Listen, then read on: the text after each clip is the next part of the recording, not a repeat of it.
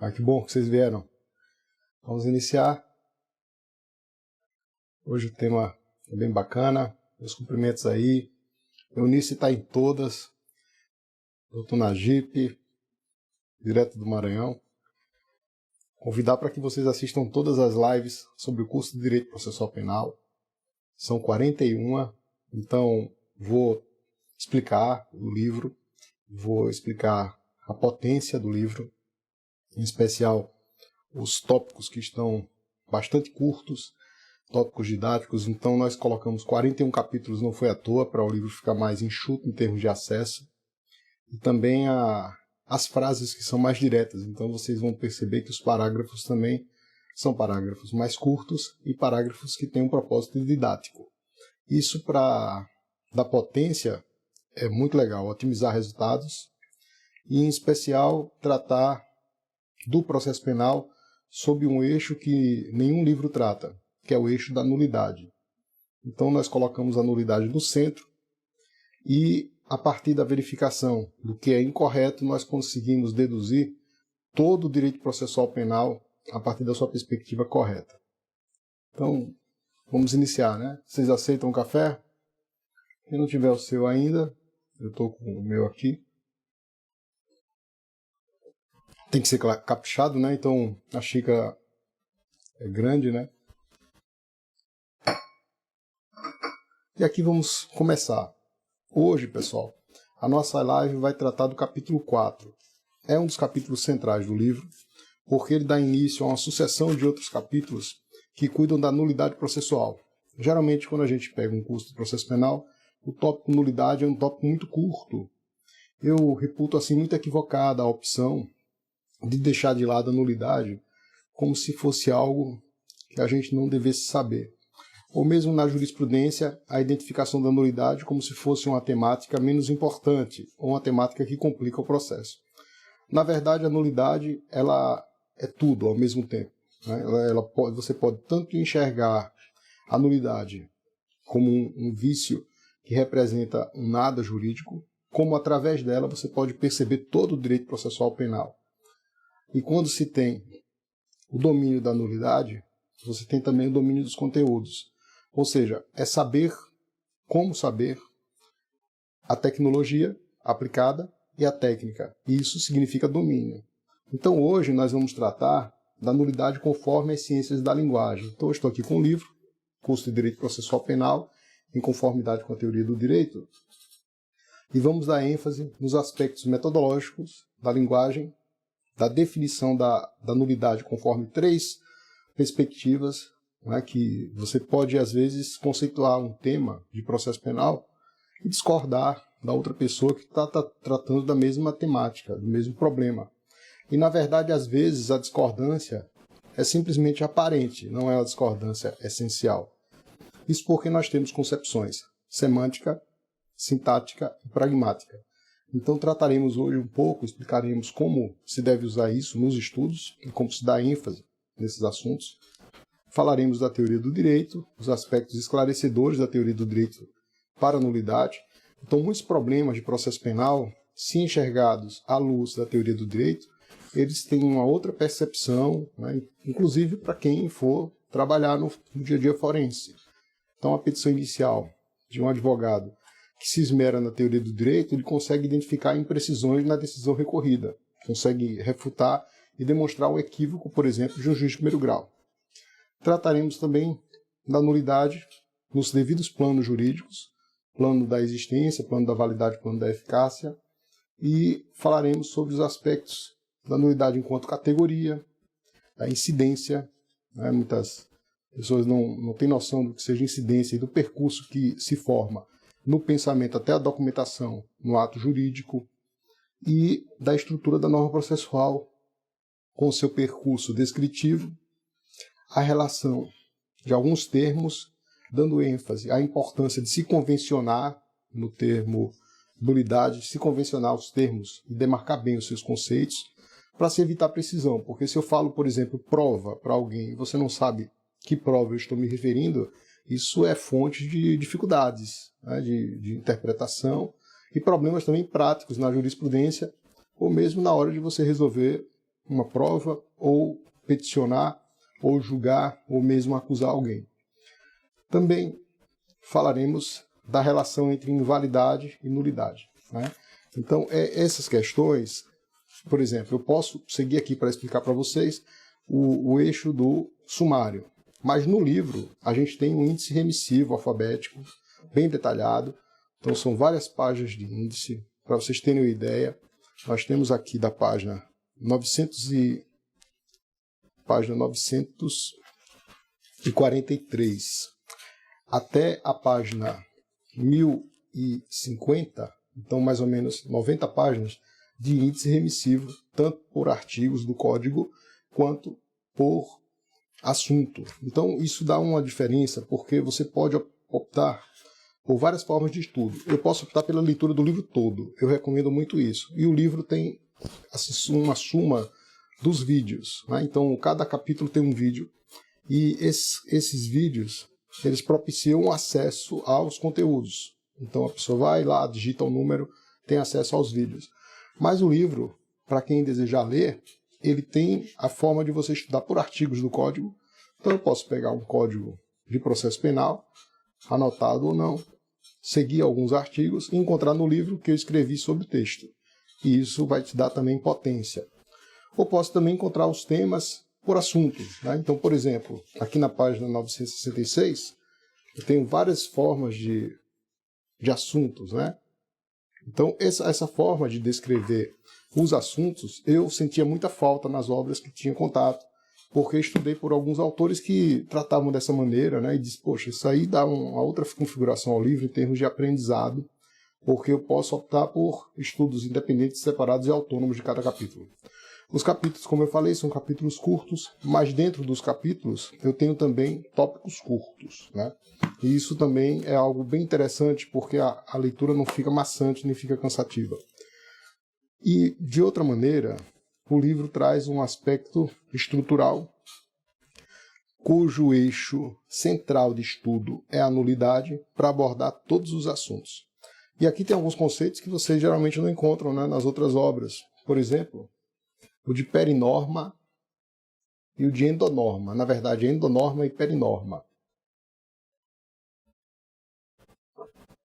São assuntos auridos da filosofia do direito.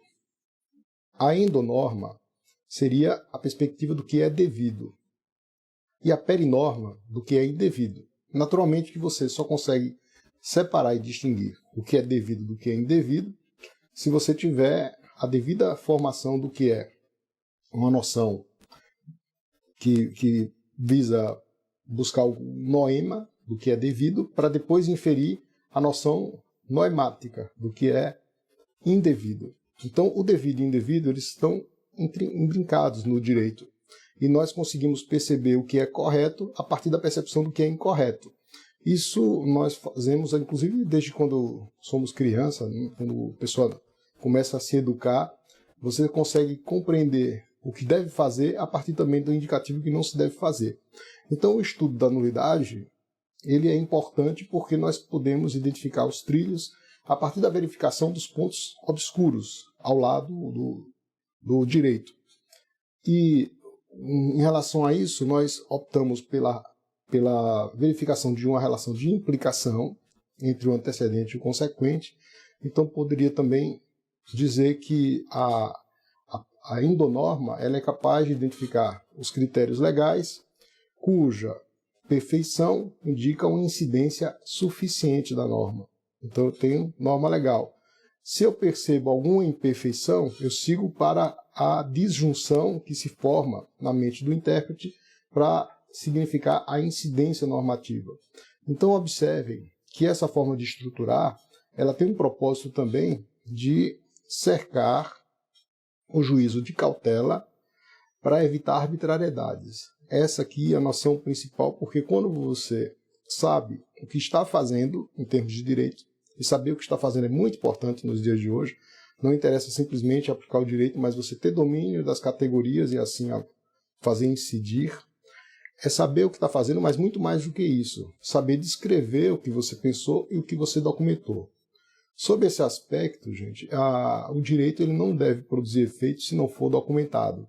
mas existe uma relação entre o que foi pensado em termos do que é, por exemplo, a nulidade de uma citação, que eu pensei a respeito dela, e do que eu documento. E a documentação deve ser retrospectiva, no sentido de demarcar bem o que houve e de aplicar a respectiva consequência, né? Então isso é muito importante, porque eu vou evitar o que se chama de contingência.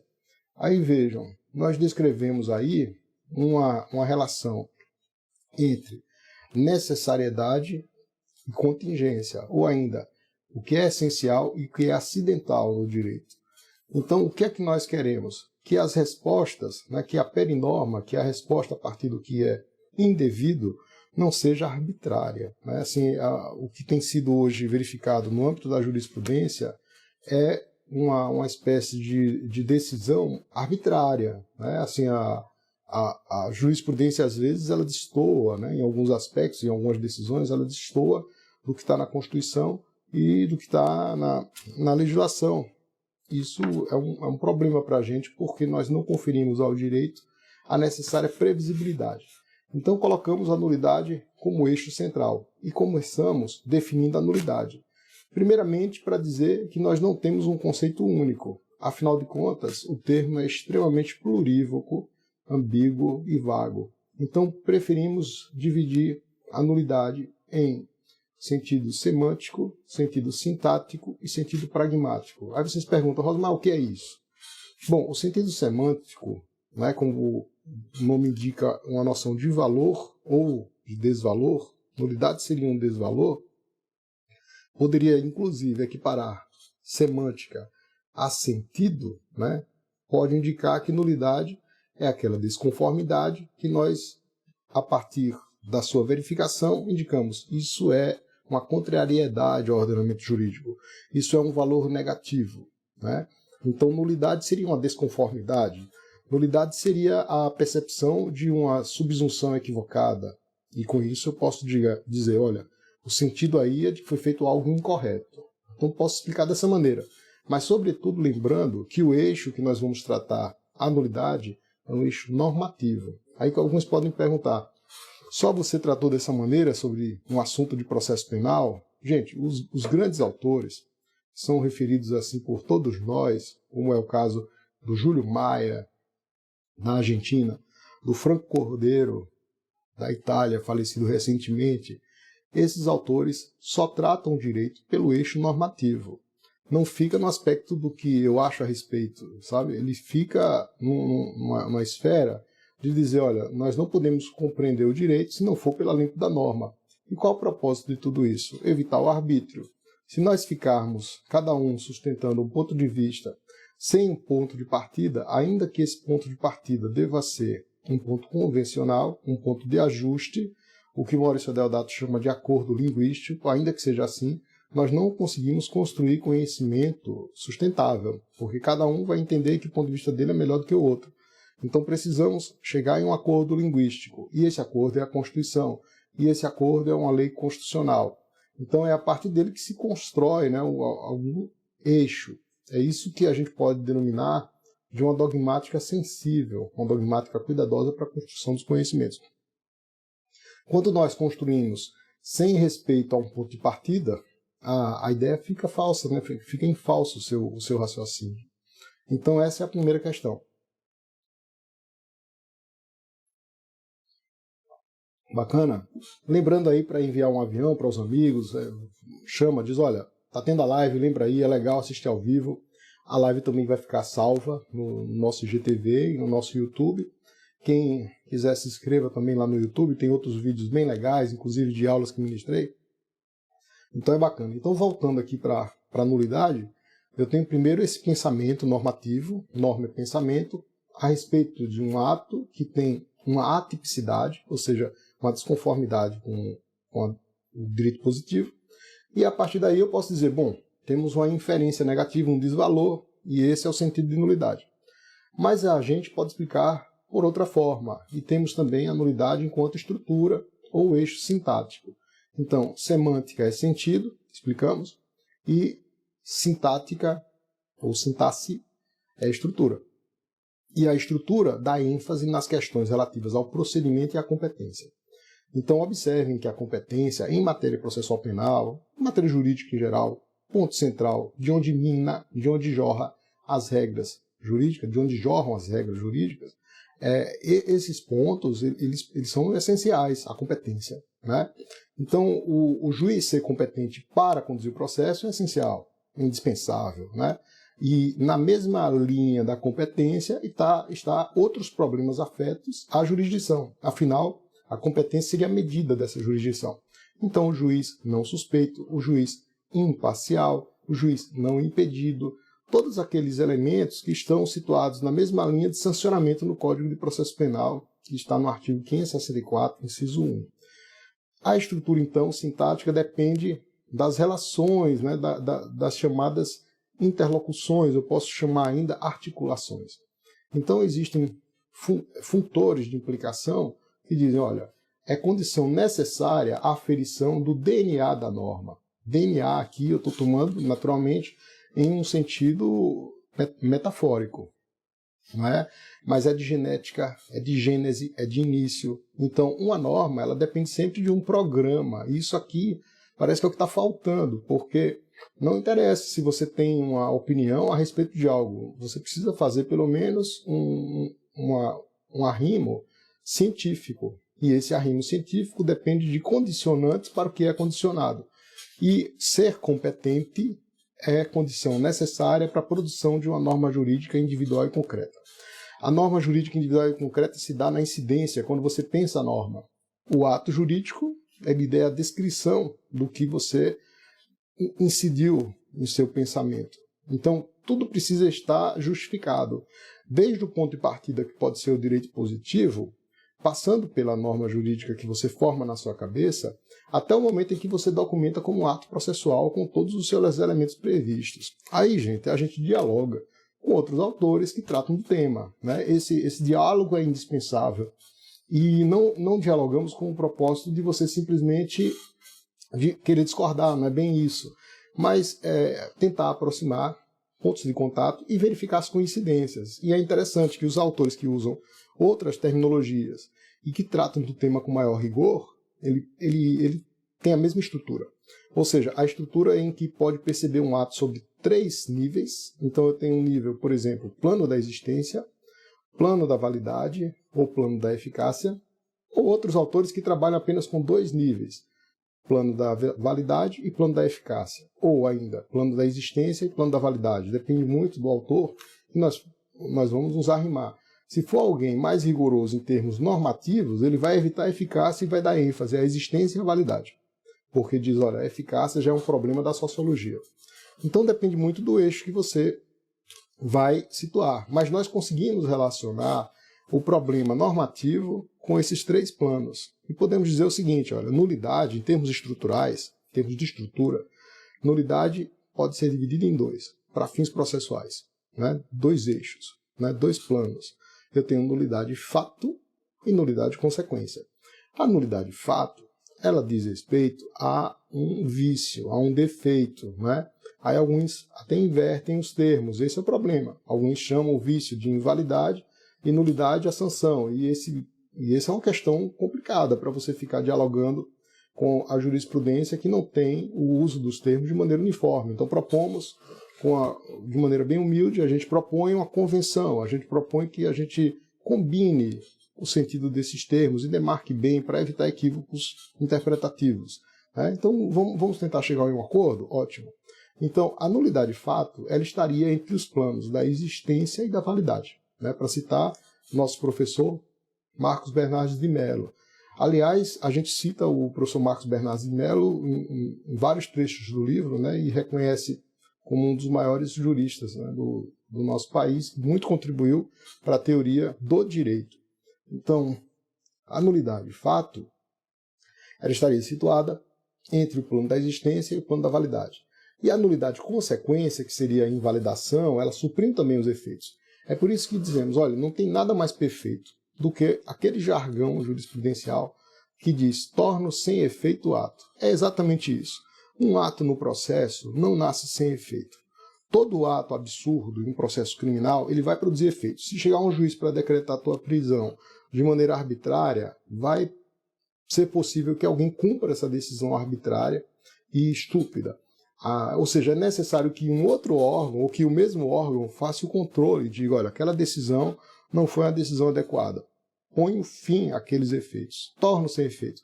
Então é justamente por isso que a nulidade de consequência, que é estabelecida de acordo com a gravidade do vício, a nulidade de consequência está situada entre o plano da validade e da eficácia. Então, no livro, a gente expõe esse problema e a gente expõe de uma maneira com pretensões bem didáticas, né? Então, existem quadros, a gente não excede nos quadros, nem excede nos esquemas, mas a gente coloca alguns quadros com o objetivo de tornar mais clara uma explicação que muitas das vezes parece ser uma explicação truncada e justamente pela dificuldade do tema, que é o das nulidades processuais. Então, aqui nós temos, por exemplo, né, a ideia de norma jurídica processual, e nós explicamos a relação entre esses planos, né? Então, o livro tem essa pretensão didática e coloca separadamente alguns elementos normativos. Então, na hora de você fazer incidir, por exemplo, se cabe ou não um recurso, você precisa de um texto legal. Afinal de contas, o recurso é um instrumento que precisa respeitar a taxatividade recursal, né? A taxatividade recursal. Já está dizendo que eu não posso ter recurso se não for previsto em lei, se não for uma previsão legal no Código de Processo Penal. Com isso, a gente já descarta a possibilidade de recurso adesivo no processo penal, porque é instituto típico do processo civil, a não ser que seja favor-rei. Então, nós recheamos, né, esses conteúdos estruturais com problemas práticos do direito processual penal. Então, por exemplo, para haver previsão, cabimento de um recurso, eu tenho que ter incidência suficiente. Se a incidência for insuficiente porque o ato processual não é recorrível com aquele instrumento, eu terei uma incidência imperfeita capaz de gerar um vício controlável. Então a ideia é de controle epistêmico. Verifiquem que a norma ela não deixa de produzir efeito se não tiver uma afirmação de alguém a respeito disso. Também a incidência não acontece de maneira infalível no processo penal. Então a gente procura apartar as noções de nulidades afeitas ao direito privado e aquelas que estão próprias do direito público. Então, gente, a nulidade, conforme as teorias da linguagem, conforme as ciências da linguagem, eu posso explicar de acordo com a sua semântica e com a sua sintática, com o seu sentido, desvalor, ou com a sua sintática, estrutura, competência e relação entre a aferição do vício, insuficiência de incidência e aplicação da respectiva consequência. Por exemplo, um saneamento, ou seja, eu torno sem efeito e mando refazer o ato. Eu invalido, determino o saneamento. Por outro lado, eu posso confirmar a validade, confirmar a sua operatividade. Então, nesse caso, eu chamo a atenção que um ato viciado, ele se insere em um sistema produzindo efeitos, né? A gente encontra decisões que têm inconsistências e elas produzem efeitos normalmente. E justamente por isso que eu preciso de um dizer de um juiz a respeito. Então, digamos que a estrutura da nulidade seja o seu esqueleto, né? O sentido da nulidade seja os seus músculos. Então, eu tenho aí a ideia de sentido enquanto desvalor e de estrutura enquanto competência em relação entre antecedente e consequente, ou ainda a importante definição, pouco explorada, infelizmente, entre endonorma e perinorma, né?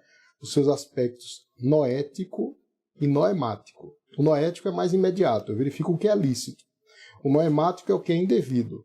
Então eu consigo justificar o ordenamento jurídico a partir do confronto dúplice entre o que é devido e o que é indevido. É por isso que quem sabe nulidade sabe tudo, né? Quem sabe nulidade processual penal sabe todo o processo penal. Porque nulidade simplesmente é tudo, é a aferição de todos os vícios e a identificação do que é devido. E nesse aspecto eu me aproveitei da minha teoria da nulidade no processo penal e fiz uma releitura indicando a sua aplicação a todo o processo penal neste curso. Então eu posso dizer que a endonorma é mais imediata e a perinorma é um salto, né? A perinorma é um salto, porque você verifica o que é indevido a partir da constatação da incidência imperfeita. Bom, gente, mas nós não temos apenas a definição da nulidade enquanto seus aspectos sintáticos e semânticos. Na verdade, existe uma pedra de toque aí que foi agregando valor a toda a teoria do direito, que é o eixo pragmático. Mas não é essa pragmática no sentido de você fazer qualquer coisa. Eu agradeço as menções aí ao meu livro da nulidade, viu, irmão? Muito obrigado. E lembro que vocês não esqueçam de pegar um cafezinho. É bem legal acordar cedo, ler e tomar um café. Sou fã dessa prática. A leitura, inclusive, essa hora da manhã, eu percebo que o aproveitamento de aprendizado é muito maior, porque você já aquece o pensamento, tem um livro muito mais forte, né? Tem um entendimento muito mais forte e abalizado do que você estudando cansado, né? Então a gente está já desperto e tem uma leitura melhor e mais apropriada. Lembrando que vamos ficar com esses encontros nas próximas 35 lives, 37 lives. A gente está na quarta hoje. Então são 41 encontros, cada uma com ênfase em um dos capítulos. E os capítulos eles acabam que envolvem todo o processo criminal. Então, volvendo para a nulidade em sentido pragmático, aqui nós temos o aspecto funcional. Então vejam, eu tomo isso do Tarsila Lacerda Gama, que é o orientador nosso no doutorado, ele fala de sentido, estrutura e função. É perfeito porque se torna simples a questão. Assim, ao invés de simplesmente eu dizer para vocês, olha, é semântica, sintática, pragmática, a pessoa, o que é isso? Eu digo, não, vejam, é sentido, estrutura e função, fica mais simples. Porque você percebe que a nulidade é desvalor, que a sua estrutura é antecedente consequente por juiz competente e a sua função é a função de controle epistêmico. E você pode enxergar todos os institutos de processo penal sob essa análise. Não é à toa, né? Até que me perguntaram, Rosmar, você vai fazer algumas lives sobre o concurso X, né? Vai ter um concurso, eu queria lá. Na verdade, o nosso livro, na sexta parte que eu trato da introdução à análise do direito processual penal, é a aplicação de todas essas estruturas a todos os assuntos do processo penal, com seus eixos centrais. Então, ao mesmo tempo em que a pessoa pode estudar um curso diferente, ela pode também ter uma percepção de todo o processo penal e domínio a partir deste livro, porque terá o domínio das categorias jurídicas, que é mais importante, que é saber como fazer, saber como, né? Não é simplesmente saber, é saber como. E também poderá ver a eficiência disso com a aplicação de cada das regras. Então, por exemplo, em termos de inquérito policial e investigações preliminares, a gente tem muitas páginas escritas aqui, né?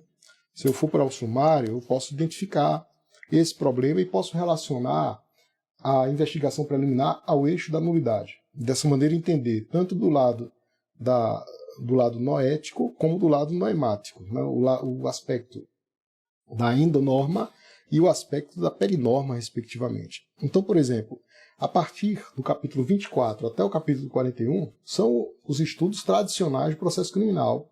E aí eu falo de investigação preliminar, a gente tem aqui um número de páginas bem considerável, né? Assim, em torno de 46 páginas.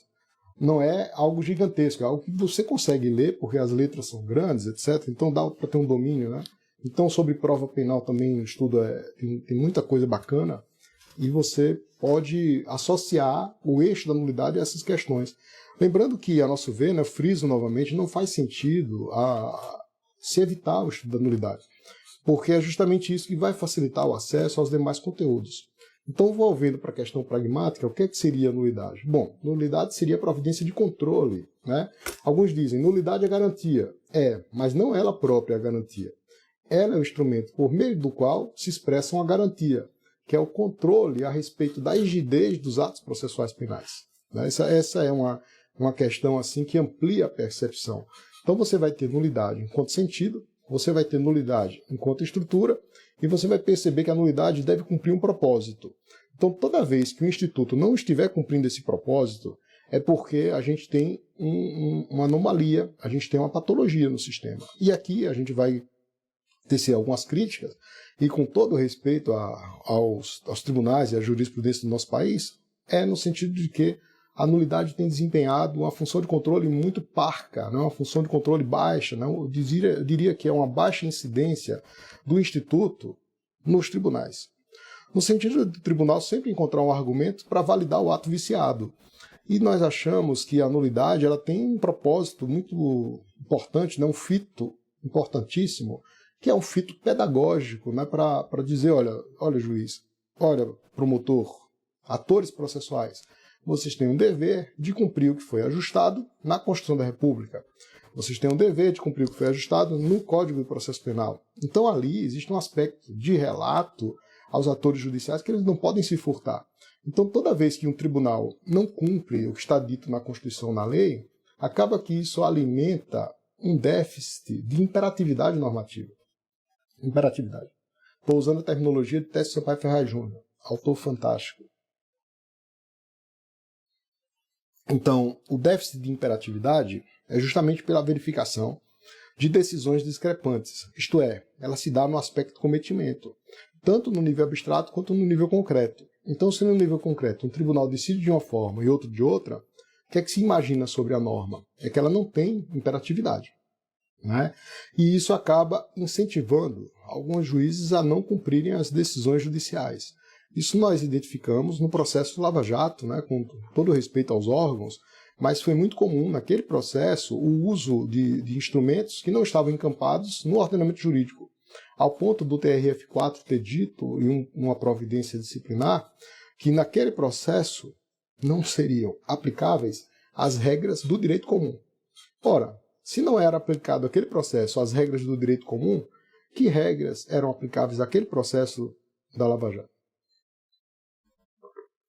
Né? Fica complicado, porque se você acaba sempre decidindo de maneira discrepante, nós vamos ter um déficit de imperatividade. E isso é algo que complica a percepção do sistema como um todo, um sistema como algo que deve ser regular, algo que deve ter uma calibragem interna, né? E aí a gente chama isso de regra de calibração. Então, gente, aqui nós conseguimos explicar os três eixos, né, de conceituação da nulidade. Mas qual o propósito de tudo isso? Primeiro, ampliar a tua percepção. Depois, começar a identificar a necessidade de programa e de algo que é programado a partir do programa. Então, eu não posso fazer jorrar uma norma da minha cabeça, do meu sentir, ou de ordenamentos jurídicos estranhos. Então, o nosso ordenamento jurídico, ele é a base, a fonte, a partir da qual eu construo direitos. Lógico, nós temos regras que vêm de fora, mas vêm de fora porque o ordenamento jurídico interno permite. Então, por exemplo, nós temos convenções de direitos humanos de nível internacional, decisões da Corte Interamericana, né? Ou seja, temos vários tratados que inspiram o ordenamento nacional, mas porque a Constituição da República permite isso. Né? Então eu não posso fazer simplesmente, vou pegar tal ordenamento jurídico porque eu concordo com ele. Não é isso. O fato de você discordar da lei não te autoriza a deixar de cumprir a lei. Né? Então, na hora, por exemplo, de aplicar o direito, nós propomos uma metodologia rigorosa. E sempre com uma ênfase nos aspectos de dificuldade linguística. Né? Então, por exemplo, a palavra, aqui eu vou dar uma dica que é muito legal, uma palavra, um vocábulo, ele tem problemas relacionados à sua vaguidade, ele pode ser vago. Então, uma palavra vaga é, por exemplo, uma classe. Né? Quando eu digo crime, crime é uma palavra vaga, porque pode englobar várias coisas, a depender do contexto. Se você for para a ótica da criminologia, crime não será apenas o que é típico, mas crime será tudo o que interessa à criminologia para, por exemplo, propor mudanças no ordenamento jurídico. Então, crime pode ser delito e contravenção, mas crime pode ser uma infração penal que ainda não está tipificada e que eles entendem que deve ser objeto de tipificação. Então, crime é uma classe. Né? Mas eu posso também sugerir ambiguidade no termo. Enquanto a classe engloba vários objetos, a ambiguidade ela é indicativa do objeto. Então, a ambiguidade é quando uma palavra pode indicar duas coisas. Então, quando eu falo cadeira, cadeira pode ser onde nós estamos sentados, mas pode ser também uma disciplina de uma faculdade, né, que se chama cadeira numa linguagem mais formal e mais antiga. Né? Então, eu posso também dizer, olha, a palavra é porosa, ela sofre mudança no curso do tempo. Bom, toda essa percepção é para indicar, olha, nós temos problemas com termos no direito. Por exemplo, o termo prova. Prova penal depende do conceito que você dê à prova. Não pode ser qualquer coisa, né, gente? Assim, a ideia de a pessoa pega qualquer elemento, né, pega uma foto que foi compartilhada, etc. Isso é prova, né? Vou então condenar alguém porque eu tenho aquela prova. Depende, né? Assim, ela precisa passar por alguns crivos procedimentais. Lembremos que a prova ela também pode ser estudada sob o aspecto de sentido, que se destina a um objetivo demonstrativo, representativo, de um fato passado, né? Então, pode ser também algo sintático, a prova deve passar pelo crivo do juiz, e isso significa que ela está em consonância, deve estar em consonância com o sistema acusatório, e a prova deve ter um objetivo, e o objetivo principal é servir de influência na convicção judicial, em especial promovendo a liberdade, né? Ou seja, evitando que a liberdade seja cerceada, senão atingir aquele fito, né, de convicção, tanto no sentido subjetivo, quanto no sentido objetivo, naquele aspecto de você fundamentar e descrever. Então, os institutos processuais, eles podem ser enxergados, eles podem ser estudados de acordo com essa perspectiva, mas não só. Nós propomos uma decomposição desses institutos, né? Então, por exemplo, quando nós falamos em um ato processual, eu posso dividir esse ato processual. Alguns autores fazem classificação até muito interessante, especialmente se você for abordar questões de direito privado. Então, por exemplo, o ato ele pode ser dividido em elementos, requisitos e fatores. E aí ele associa. Os elementos seriam relacionados ao plano da existência, né? Os requisitos seriam relacionados ao plano da validade e os fatores seriam relacionados ao plano da eficácia. É uma justificação fantástica, que nós temos aqui o Antônio Junqueira de Azevedo, traz uma classificação bacana. Nós propomos um ajuste porque essa classificação explica muito as questões relacionadas ao direito privado. E o que nós queremos é que a teoria tenha uma aderência à nossa fundamentação do processo penal, né, que tenha uma importância não só de estética, mas, sobretudo, de metodologia, né, científica e de objetivos processuais penais que conduzam a um processo justo, né? A ideia de processo justo, o professor Elton Roberto fala muito sobre processo justo, e o justo processo, na verdade, é um conceito também que tem sido tomado na Europa. Eles estão procurando o que é um processo justo, né? Ele tem que ser aquele que a gente chama de devido processo legal, que envolve, é uma cláusula que envolve várias outras cláusulas, mas, sobretudo, na base, a ideia de presunção da inocência. Então, a presunção da inocência seria a base a partir da qual eu tenho regra de tratamento e vetor interpretativo. Então, essa é a primeira ideia, né? Que você trata um ato processual de acordo com 3 perspectivas.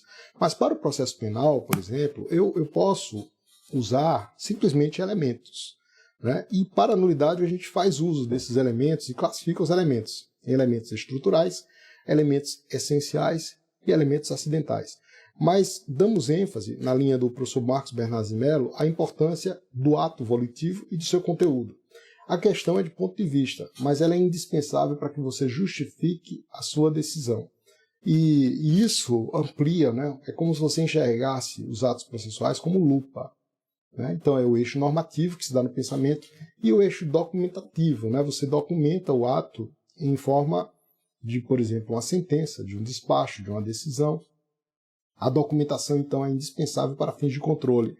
E o ato não produziria efeito se não fosse por intermédio desse controle. Mas um caso concreto que a gente pode trazer para examinar. Problema da cooperação jurídica internacional. Existe cooperação jurídica internacional, especialmente envolvida para casos novos, né? Então, assim, não é tão novo assim, mas é o problema da criminalidade financeira, né? A criminalidade financeira, ela praticamente bagunçou o nosso sistema tradicional, o nosso sistema conceitual. E isso é importante que se diga para que nós procuremos propor alguma releitura, né? O que está faltando aqui para que a gente possa ordenar o processo penal, para que a gente possa diminuir o caos. E um exemplo é o problema da cooperação jurídica internacional. A cooperação aconteceu em um caso onde se admitiu que atores de países diversos, como foi o caso da França. Então vieram órgãos da França como promotores de justiça de Paris, com o objetivo de formular perguntas no curso de uma audiência. Então vejam que coisa complicada. Você, juiz, está fazendo a audiência, de repente chega um promotor francês e diz: olha, esse processo nós temos interesse e nós desejamos formular perguntas diretamente. E foi admitido isso. A pergunta foi admitida. E o STJ resolveu fazer o controle. Nesse caso, a Corte, adequadamente, a nosso ver, efetuou o controle dizendo: olha, não é possível, não se deve admitir que um órgão estranho ao ordenamento jurídico nacional venha e interfira na audiência, que isso ofende a soberania nacional. Não que se ofenda a soberania nacional no sentido concreto, mas nos ofende enquanto soberania porque não observa o direito positivo que rege o espaço de jurisdição nacional. Então basta a gente inverter se seria admitido que uma autoridade brasileira fosse lá e interferisse numa audiência na França, né? Provavelmente não. Um outro caso decidido semana passada, e a gente está bem atento com as decisões, é isso que dá ao nosso trabalho uma conformidade com a realidade, porque nós aplicamos as estruturas tradicionais e procuramos tratar e ordenar uma realidade nova, né? Uma realidade, por exemplo, a realidade digital, ou a realidade de cooperação jurídica internacional que não se falava há muitos anos atrás. E no STJ teve uma decisão agora recente que diz o seguinte: olha, quando nós formos praticar um ato de cooperação internacional que signifique auxílio direto, né? O que é um auxílio direto? É não se passar pelas vias do exequatur, né? Não se passa pelas vias que determinam o cumprimento. Então, toda vez que isso acontecer de maneira direta e o ato no país de origem tiver respeitado as vias daquele país, ele será aceito aqui no Brasil e vice-versa. Então, qual que é a ideia da convenção? Alguns países não prevêem autoridade judiciária como aquela competente para praticar alguns atos, né? Então, aqui no Brasil, nós temos cláusula de reserva jurisdicional para uma série de atos. Em outro país, existe a cláusula de reserva jurisdicional para alguns atos e para outros não. Bom, a questão foi justamente essa. E para aqueles atos que nós não temos cláusula de reserva jurisdicional, que assim foram feitos lá naquele país sem a cláusula de reserva jurisdicional. Se chega aqui no Brasil, esse ato deve ser admitido como válido? A questão é essa. Primeiro, existe a Convenção Internacional de acordo com a Constituição da República, com respeito a todos os trâmites e ratificação pelo Brasil? Existe. Essa é a primeira questão formal. Foi respeitada. A segunda questão, aquele ato no país de origem, praticado daquela forma, respeitou o devido processo daquele país, o justo processo? Ok. Esse ato pode ser aceito aqui? A Corte diz que sim. Mas veja que a Corte decidiu, segundo o que consta no informativo mais recente do STJ, a Corte decidiu seguindo um procedimento metodológico rigoroso, né? E é assim que deve ser. O que eu não posso fazer é simplesmente, não tem prejuízo, então se mantém assim, né? A questão do prejuízo tem sido muito nociva para o nosso ordenamento jurídico, porque com base nessa cláusula, que é uma cláusula extremamente aberta, e também uma situação muito difícil de alguém comprovar que sofreu prejuízo no processo, tem prejuízo pior do que ser condenado, né? Condenado sem respeito às regras, tem prejuízo pior do que ser condenado de maneira abreviada, rápida, não é? Então, aqui no nosso país, infelizmente, nós tivemos algumas decisões, vocês podem procurar na internet, condenando réus na audiência de custódia. Veja que coisa. Você comete, por exemplo, um crime culposo, ou mesmo doloso, é preso em flagrante e naquele mesmo dia de apresentação você é condenado. Condena-se na audiência de custódia. E condena-se com um processo sumário, né? E ainda assim com um certo tom de ameaça. Se você não aceitar esse processo tramitando aqui, com colaboração da defesa, depois eu te aplico uma pena maior, né? Então, esse tipo de procedimento abreviado é um procedimento que viola o devido processo legal, né? É um procedimento, então, completamente eivado de nulidade. Primeiro, que a audiência de custódia não admite produção probatória, né? Depois que, para você se defender, é necessária uma maturidade, né? Nós precisamos de maturação do processo. O processo tem que ficar maduro, né? E sobre o fato, nós precisamos também pensar para podermos dizer o que aconteceu, né? Ou fazer a devida oposição da defesa. Então, essa abreviação é uma abreviação que viola o justo processo, né? Esse é um problema bem interessante.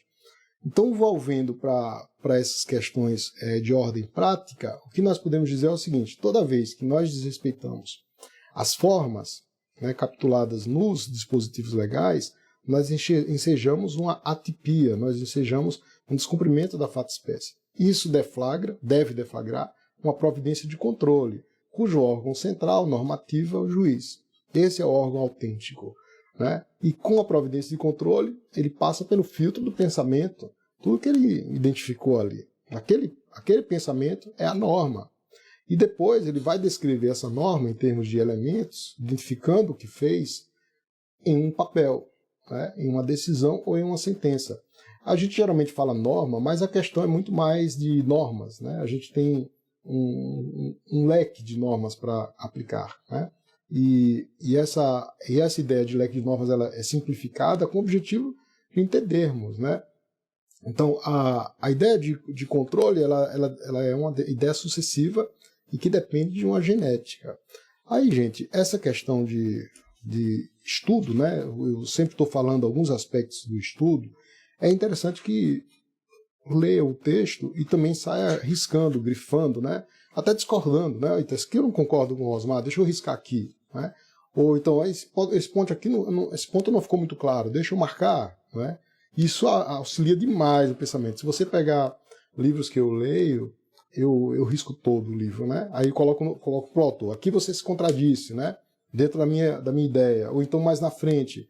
Bom, esse aqui está estranho. Então, nós usamos essa forma também como proposta para que a pessoa aprenda mais. Ainda volvendo para o problema da nulidade, quando nós falamos de nulidade conforme as ciências da linguagem, nós queremos também indicar uma aproximação com o formalismo. E formalismo no processo penal será tema da live de segunda-feira. Eu não queria que vocês deixassem de assistir a live de segunda, porque a gente já começa a semana com tudo, né? Então, por exemplo, por que a coisa é formal e por que a nulidade tem a ver com linguagem? Eu tenho duas formas de tipificar uma nulidade. Na verdade, eu tipifico por inferência, pelo salto egológico, mas eu tenho tipicidade fechada e tipicidade aberta. No artigo 564 do Código, ali a tipicidade é fechada e direta. Então você vai ali, por exemplo, ocorrerá nulidade nos seguintes casos. Inciso 3, por descumprimento das fórmulas e dos termos seguintes. Aí coloca lá, da sentença, né? Então, a sentença, então, é um parâmetro para eu aferir os vícios. Mas eu tenho também a possibilidade de outros. No inciso 4, quando se fala em descumprimento de formalidade essencial. Então haverá nulidade também. E a nulidade pode ser inexistência, nulidade absoluta ou relativa e irregularidade, a nulidade e vício. Então a verificação dessa nulidade, ela faz por inferência indireta. E aqui a tipicidade é aberta, né? Então observem que um eu digo é nulo tal ato e o outro eu digo, olha, é nulo tal ato porque descumpriu a forma do artigo X. Então se, por exemplo, para determinar a citação de alguém eu tenho que seguir a determinada forma, eu tenho que fazer uma citação pessoal ou por edital, e de repente se faz citação por WhatsApp, né, como estão querendo fazer, né, citação por WhatsApp para a pessoa. A citação por WhatsApp, então, ela seria uma atipicidade por inferência, né, e também seria uma atipicidade de maneira direta. Então o código diz, por exemplo, ocorrerá nulidade por falta das fórmulas e dos termos seguintes. Fórmula é quando é incidência, termo é quando é documentação. Aí coloca lá, citação, intimação. Então nós temos a verificação do vício como um vício relevante, porque o artigo 564 diz, e nós também temos condições de fazer isso por inferência indireta, porque afinal de contas não existe esse tipo de procedimento, né? Então são as questões assim, muito complicadas que nós estamos vivendo hoje, porque é como se estivessem inserindo elementos estranhos no sistema sem uma fonte objetiva, sem um ponto de partida, né? E aqui nós frisamos, é o que temos de democracia. A democracia é um ajuste em termos de linguagem, né? E essa frase, já é uma frase famosa, né? Diziam que nós tiramos de James Goldschmidt, que seria o termômetro da democracia é o cumprimento das regras de processo penal. Então, quando nós não atendemos, não acatamos as regras de processo penal, nós temos uma democracia com eficácia baixa, né? E quando as regras de processo penal elas são cumpridas em uma eficácia mais alta, nós também temos uma democracia de grau mais elevado. Então, temos como aferir se a democracia está sendo respeitada a partir também desse eixo da nulidade processual penal. E explicamos a estrutura, explicamos a vontade, então é como se a gente estivesse enxergando o problema sob diversos aspectos e também exemplificando essas questões relativas ao problema. Então, por exemplo, vamos trazer mais uma questão relevante, o mandado de busca e apreensão. O mandado de busca e apreensão tem vários requisitos previstos em lei e não deve ser admitido um mandado aberto, né? Então, por exemplo, quero apreender drogas na casa de fulano, suponho que tem drogas lá, suponho que tem dinheiro, aí mando apreender dinheiro, drogas, etc. Primeiro, eu tenho a genética dessa decisão. Ela tem que ter prova, tem que ter um elemento inicial, ela tem que se basear em elementos probatórios iniciais, né? Então, não pode ser algo do nada, só de suposição da autoridade policial ou do Ministério Público. Precisa de elementos concretos. Em seguida, a decisão, existe o cumprimento, que depende do mandado. Aí, infelizmente, nós já tivemos assim, notícia de mandados abertos, dizendo assim, olha, vamos cumprir busca e apreensão em todas as casas do bairro X, né? Naturalmente que isso, quando acontece, geralmente são os bairros mais simples, e é uma decisão absolutamente equivocada. Em outras palavras, o mandado de busca não pode ser um cheque em branco, né? O mandado de busca não pode ser aberto ao ponto de você fazer tudo. Não, você tem que especificar o que vai fazer. Então, eu não posso mandar entrar na casa de alguém para revirar tudo, tá? O ideal mesmo era que a gente tivesse uma delimitação e demarcação. Eu não sei se alguém já sofreu esse tipo de medida aqui que está me assistindo, mas é complicado. Você, por exemplo, determinar um mandado de busca e apreensão, deixa em aberto, e na hora de cumprir, a polícia simplesmente revira tudo na sua casa, e coloca de cabeça para baixo, e não coloca de volta no lugar, né? Não arruma, tá? Então, esse é uma questão complicada, né? Você tem sua casa, a pessoa entra, revira tudo, não coloca as coisas de volta, às vezes até danifica algum objeto, a gente não sabe exatamente como isso tem sido feito. Algum avanço aconteceu. O STJ tem recomendado que as ações policiais sejam filmadas, né? Isso já é um avanço gigantesco. Assim, se você tiver documentado toda a atuação, tal como uma cadeia de custódia da prova, mas também uma cadeia de custódia de toda a diligência policial, talvez a gente tenha condições de evitar esse tipo de abuso, né, do Estado, abuso estatal. O mandado de busca, então, deve ser o mais específico possível. Assim também quando se exigir prisão, né, tem que ser um mandado de busca e um mandado de prisão. Não pode ser algo assim aberto. Naturalmente que se houver flagrante delito, tudo bem. Mas observem que quando a diligência é feita em descompasso com os termos legais, essa diligência será passível de controle, né? Haverá uma nulidade, haverá um vício, e esse vício ele deve ser... o vício não desaparece, né? Há um controle sobre o vício. Então, por exemplo, o ato nulo ele não some do processo. Você documenta a nulidade, a incidência recai sobre outra norma, e você produz o outro ato, se for o caso. Então, ou suprime o ato viciado, é sempre andar para frente, ou se reporta a supressão de efeitos do ato viciado para que outro seja praticado, né? Ou seja, o controle do vício recai sobre os efeitos do ato. Então, isso a gente identifica muito quando você pega um processo antigo. Pega um processo antigo e digo, caramba, o que é que esse processo está fazendo aqui? É porque o processo subiu com sentença, depois voltou, porque o tribunal entendeu por anular a sentença, e a sentença nula ela não sai do processo, ela fica lá, né? É o meu ato que se reporta a ele, tá? Então, gente, essas considerações são relevantes, a gente já está se encaminhando para o final. Eu queria aqui mandar um grande beijo, estou vendo aqui o pessoal que está junto conosco, né, Marcela, e eu acho isso muito bacana. Quem quiser mandar coraçãozinho aqui do lado, eu gosto de receber esses corações, dá um incentivo legal para a gente falar, né, e sinal de apoio, tá?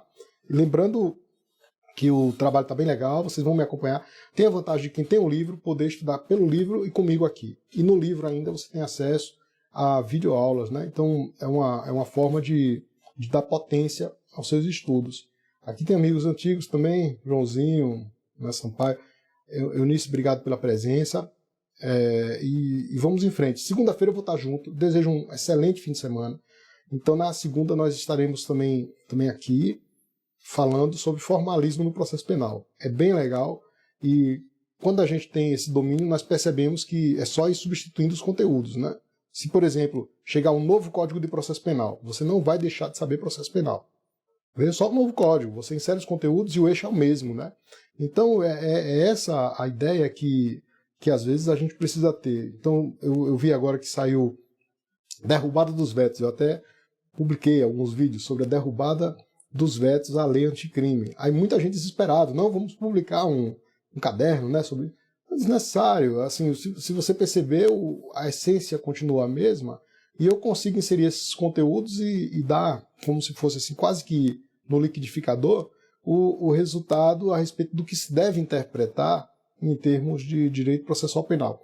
Então, por exemplo, se um dia vier um novo Código de Processo Penal, nós não vamos deixar de saber direito. Naturalmente que vamos adequar a obra, né? A gente adequa aos novos artigos.